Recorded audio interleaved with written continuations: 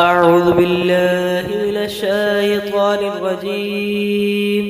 بسم الله الرحمن الرحيم. أفرأيت الذي تولى وأعطى قليلا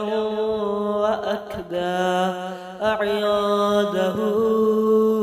علم الغيب فهو يرى أم لم ينبأ بما في صحف موسى وإبراهيم الذي وفى ألا تذر وازرة وزر أخرى وأن ليس للإنسان إلا ما سعى وأن سعيه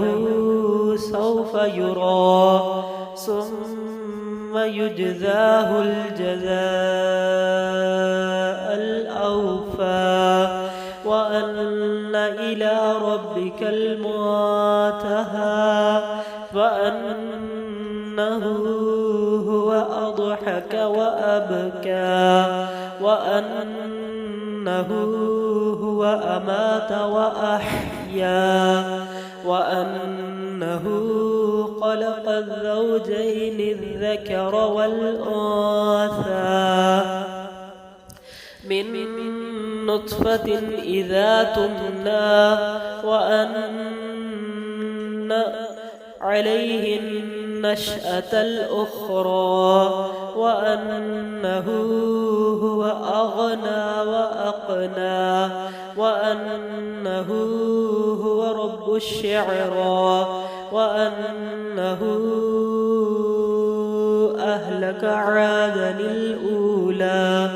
وثمود فما أبقى وقوم نوح من قبل إنهم كانوا هم أظلم وأطغى والمؤتفكة أهوى فغشاها ما غشا فبأي آلاء ربك تتمارى هذا نذير من النذر الأولى أزفت الآزفة ليس لها من دون الله كاشفة أفمن هذا الحديث تعجبون